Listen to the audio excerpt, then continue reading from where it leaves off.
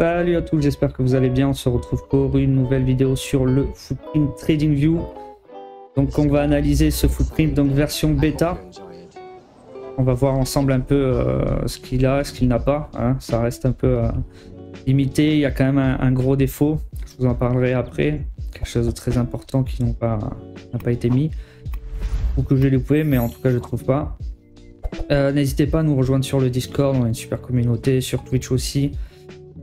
Un petit pouce bleu, ça fait toujours plaisir. Et pensez à vous abonner si ce n'est pas déjà fait. On se retrouve de suite après une courte introduction.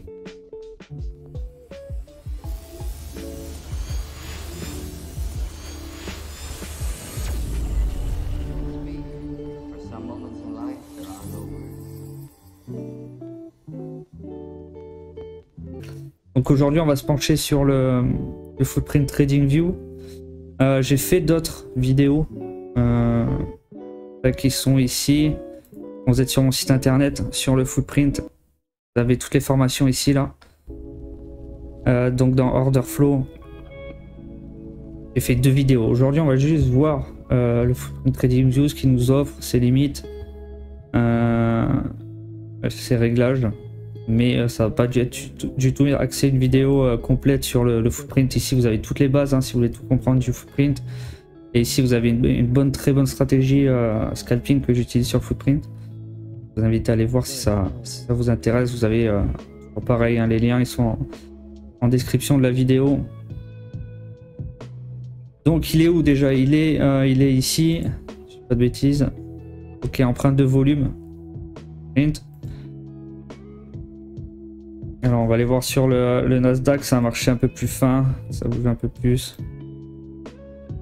Donc là, alors, il y a un premier truc qui va pas et majeur problème. Alors j'espère que ça va changer. Alors soit je l'ai pas trouvé, mais on peut pas mettre le graphique en tick reversal.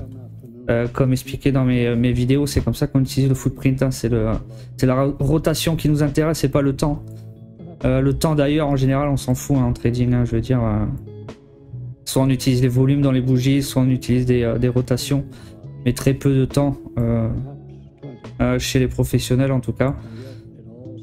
Et donc là voilà, j'ai essayé de trouver, j'ai la plage, mais ça c'est du range, ok, c'est pas du... On va falloir qu'il rajoute quelque chose ici, même en ajoutant quelque chose de personnalisé. Ici je peux pas ajouter de reversal, ok. Il nous faudrait un reversal quoi, on peut les faire, mais en fait le problème c'est que c'est là, pardon. Alors moi j'utilise pas point and figure par exemple, ça fait du reversal automatiquement, mais je peux pas mettre les deux. Ou alors j'ai loupé l'option, mais pourtant j'ai bien fouillé, j'ai pas trouvé. Donc c'est soit, donc on va rester hein, sur du temps, on va dire, on va mettre du 3 minutes. Voilà, toutes les 3 minutes il y a une nouvelle barre. C'est pas comme ça normalement qu'on utilise une personne n'utilise le footprint comme ça d'ailleurs. Hein, ça... Mais bon à voir, ça vient c'est une version bêta donc certainement ça va changer. Peut-être si vous faites des réclamations.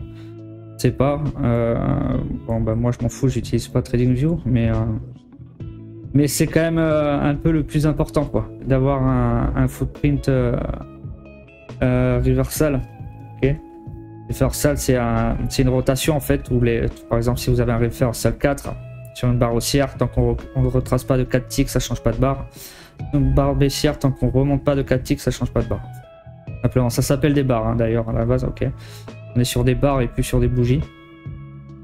Donc pour les réglages, alors ici on est sur le classique pour faire une présentation rapide. On a l'ASK à gauche, ok, donc les contrats vendeurs exécutés, et on a le bid à droite, les contrats acheteurs exécutés. Donc c'est du passé, on parle de choses qui sont au passé, contrairement à un carnet d'ordre qui nous annonce du futur, ok.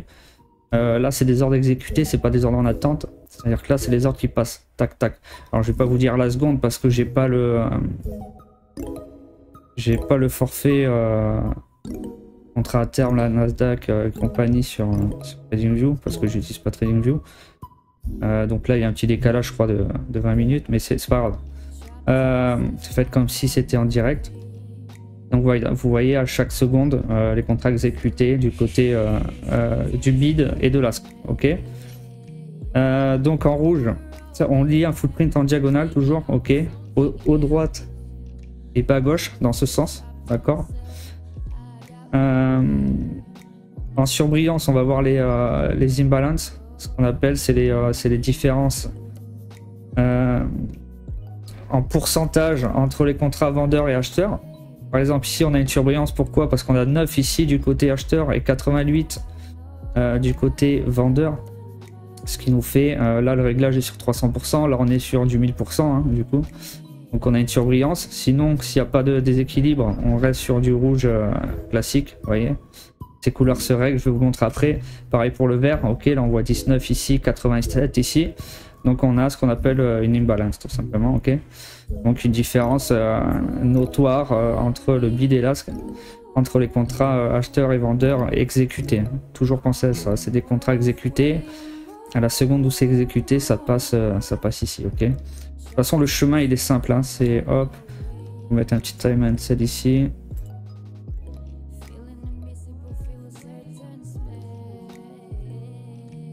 Donc les contrats ici ils passent directement, ok, on voit en direct, ils s'ajoutent ici, quasiment en même temps, mais je pense qu'en premier peut-être dans les microsecondes ou c'est en même temps, je sais pas.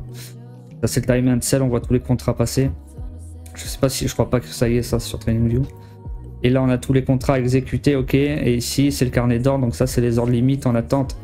C'est ce qu'on appelle les traders passifs. Qui attendent d'être tête file, qui attendent la liquidité, ok. Voilà pour le petit chemin qui se trame par où passent les ordres. Donc, bref, c'était une petite aparté. Donc on a quoi d'autre? Alors on voit les imbalances en blanc ici, c'est quoi? C'est le POC, ça va être la ligne sur toute votre barre où il y a le plus de volume, ok. Donc là on est sur du 30, 37, 45. 45 et on voit voilà, bah, tout simplement que tous ils sont à 30 et quelques. Donc ça va être le POC, hein, ce qu'on appelle, si vous ne connaissez pas le POC, sur le volume profile, sur le TPO, c'est la ligne avec le plus de volume. Enfin le TPO c'est la ligne où il y a le plus d'échanges, où le prix a passé le plus de temps, pardon.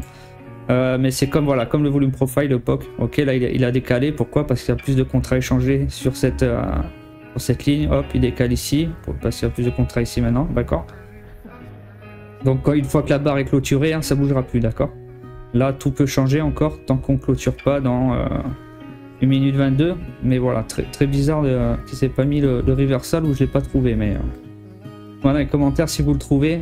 Je pense que ça sera mis à jour parce que bah, c'est un peu la base quoi, du footprint. C'est quand même étonnant qu'ils aient pas pensé à ça. Et dans les réglages on le trouve pas. Donc on a vu le bid et l'ask, on a vu les imbalances, ok. Donc les différences entre les contrats acheteurs et vendeurs. Ici on a le total de la 273, donc le nombre de contrats vendeurs échangés, ok. Le nombre de contrats ask exécutés sur cette barre qui s'additionne. Et ici on a le bid, le nombre de contrats total, tous les contrats échangés au bid, ok. Pour le moment, donc ça augmente, vous voyez. Là pareil, ça bougera plus dans les anciennes barres. Et ici le delta, ce qu'on appelle delta, c'est la différence entre le bid et l'ask. Donc là on est à moins 119, je vais vous montrer une barre exécutée. 244 vendeurs, 289 vendeurs, ça nous fait un écart de moins 155, ok. Et en dessous on a le total de contrats échangés sur la barre, vous voyez, on reste 400, 400, 400, 400, 400. Là on est en pré, quelle heure il est? On est en pré-market, donc il n'y a pas encore grand chose. Si vous ouvrez le graphique sur l'open Nasdaq, donc Chicago, c'est à 9h30 à New York, vous allez voir qu'il va y avoir beaucoup plus de contrats échangés. Voilà, ça bougera pas plus vite. Normalement ça bouge plus vite parce qu'on est en tick reversal. Et là vu qu'on est en minute, bah, vous allez rester coincé comme ça. Et... Bref. Ensuite, on a tout vu. Donc au niveau des réglages, allez, double-clic dessus. Les réglages sont là, empreinte de volume, taille de la ligne. Donc vous pouvez laisser auto ou manuel. Ça va juste changer la largeur de la barre. Donc est-ce que vous voulez que ça fasse 3 ticks? Une ligne, vous voulez que ça fasse un tick, ça va être plus large ici, vous allez voir, voilà. Donc ça, ouais, ok, ça c'est vous qui voyez, faites ce que vous voulez. Là on est sur 14, d'accord.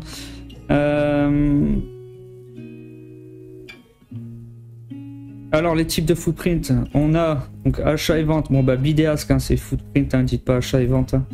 Ça s'appelle un footprint BDASC. On a le footprint delta qui va simplement vous afficher, on l'a vu, le delta ensemble, ce que c'est l'écart entre le bid et l'asc. Et donc là, sur chaque ligne, donc ça va pas être comme pas être lu en diagonale comme une imbalance, ça va être lu en horizontal, ok, sur la ligne, l'écart entre le bid et l'asc, ok.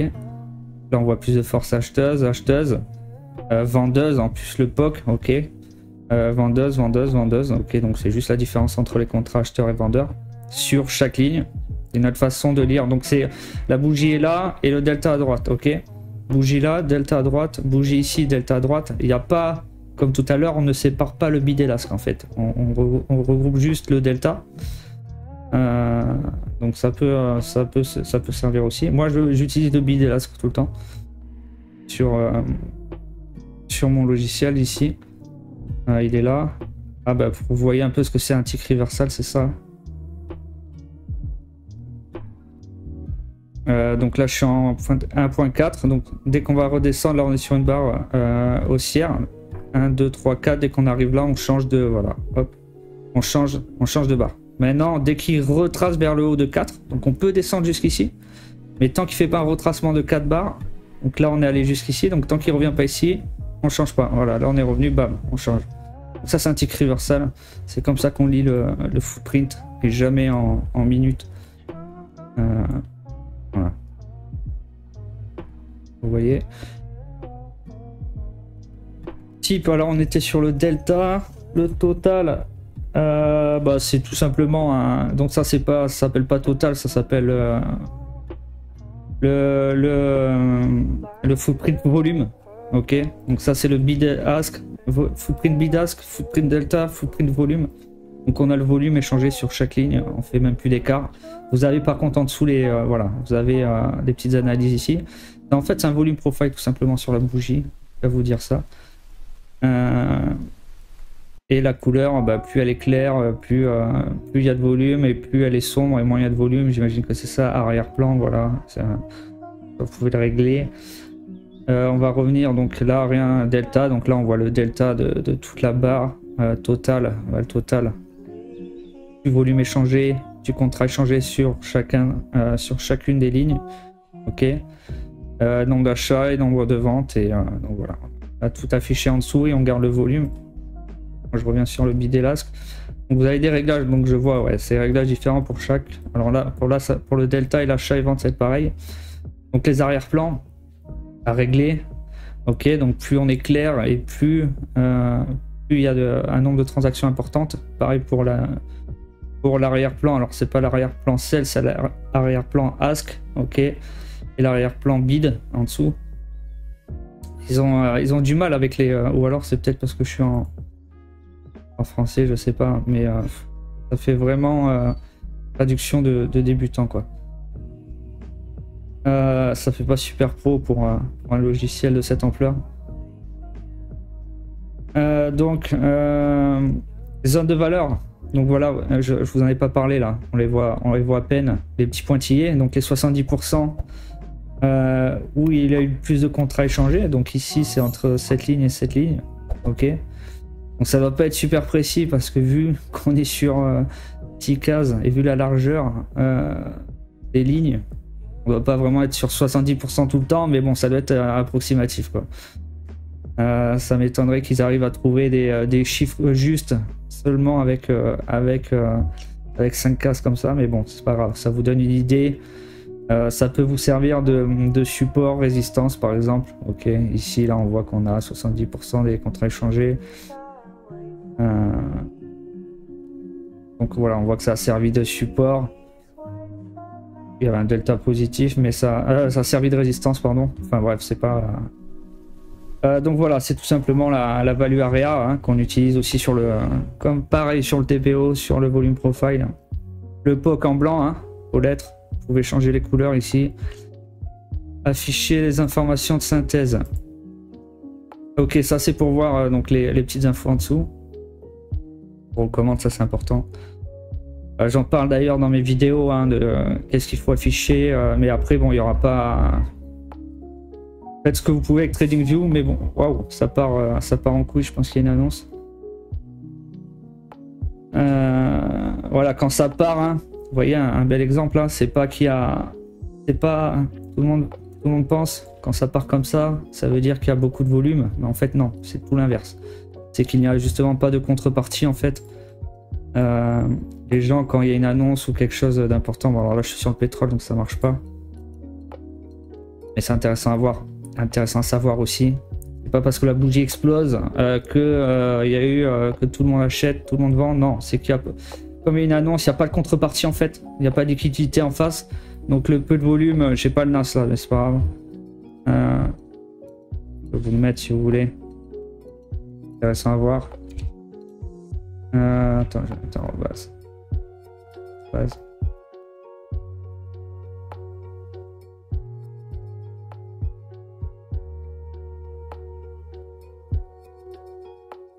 Voilà, vous voyez, il n'y a pas de... Il y a très peu là de liquidité en face. Et donc si quelqu'un rentre 50 contrats, et ben il bouffe tout ça d'un coup en fait. Mais 50 contrats, ça représente rien. Vous voyez, là ça bouge dans tous les sens. Donc il y a une annonce, hein, je sais pas laquelle c'est. On va voir sur le Discord. Donc c'est pour ça qu'il faut pas trader les annonces. Que personne trade les annonces, même si ça bouge vite. Ok, et ça revient au fur et à mesure, doucement après. Mais voilà, c'est juste une absence en fait de liquidité. C'est une absence de... Donc pas de contrepartie, donc le prix explose dans tous les sens pour la moindre transaction faite sur le marché.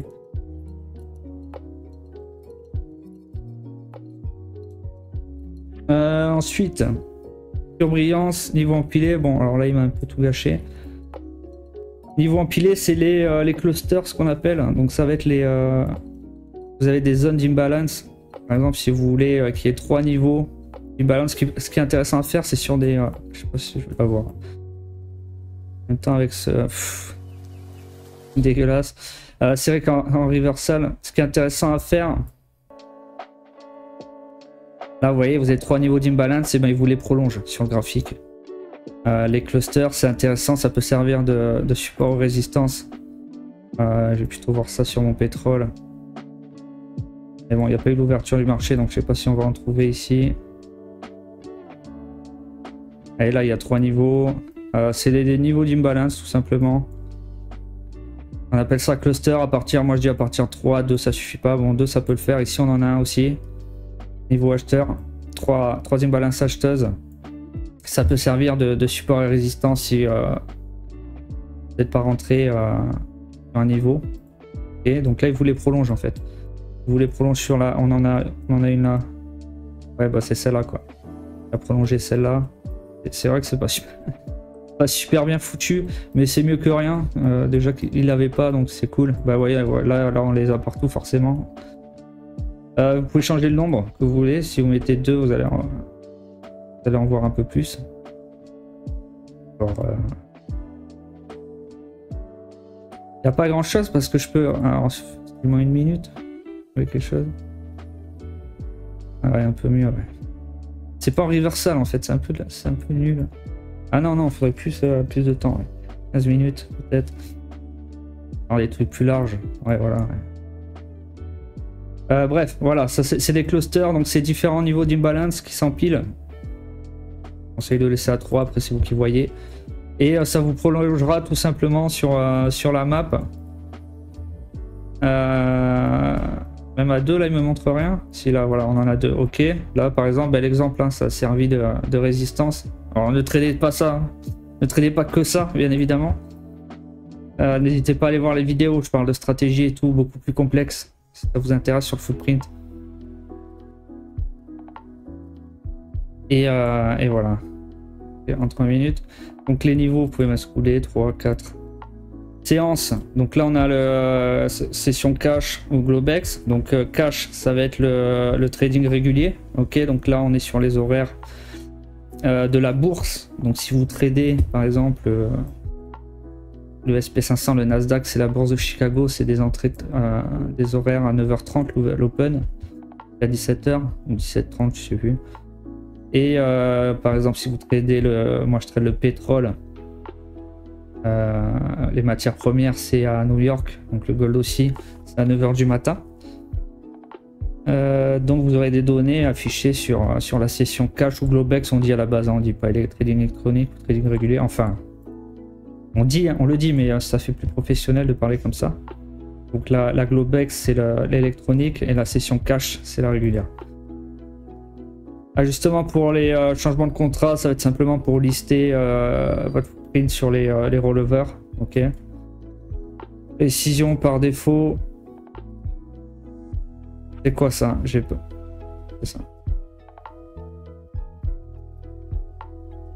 KD. Tac.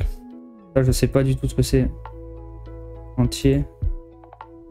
Il y a un changement sur le graphique. Pas mon reversal? Non, je pense pas quand même. Non, il n'y a rien qui change.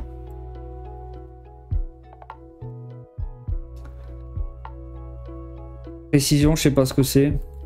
On va laisser par défaut. Hein. On va faire des petites recherches. Un 16e. 12. Ça n'a pas l'air de changer grand chose. Ah, mais c'est là. Pff, je suis bête. Ok. Ah, ok. Alors, non, bah, ça n'a rien à voir, ça. Ah, mais on est sur les données. Ouais, pardon. Je me suis un peu emporté là. Donc là, voilà, c'est juste empreinte du volume. Ça va jusqu'ici, hein, ça s'arrête là. Et modification des données, ouais, je me suis chauffé. Donc voilà, ça va jusqu'ici. Parce qu'au niveau empilé, à partir de colorer les barres selon la clôture précédente. Non, à partir de l'empreinte de volume ici. Pardon. Voilà pour ce footprint. TradingView bêta. Et bon bah la reproche c'est qu'il n'y a pas le reversal, hein, c'est assez grave. Mais ça va être changé certainement, je pense qu'ils vont recevoir pas mal de messages. Ou alors je l'ai pas vu, hein, dites-moi, hein, mais ça me paraît... c'est censé être là, de toute façon. Il n'y a pas de... Voilà, on choisit là ce qu'on veut. Ça c'est du range, c'est-à-dire que c'est toutes les 4 ticks, on bouge, tout le tick on change, tous les 100 ticks on bouge. Et donc là il manque il manque pas mal de choses, mais il manque le reversal quoi. Et footprint sans reversal, bah, vous pouvez déjà vous entraîner dessus, vous amuser. Vous avez le compte premium. Après, si vous payez un premium chez TradingView, il y a quand même d'autres logiciels plus intéressants pour trader le futur. Donc voilà, si c'est pour mettre des sous, autant les mettre sur des plateformes un peu plus professionnelles. J'avais fait une vidéo pour ceux qui... elle est sur mon Discord, elle n'est pas sur mon site internet, je vais l'ajouter d'ailleurs.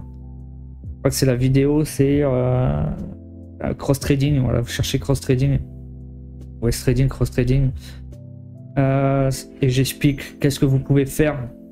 C'est vraiment une vidéo qui aborde comment vous pouvez trader les CFD et trader comme quelqu'un qui trade les futurs, donc avec des indicateurs pro, sans perdre un bras.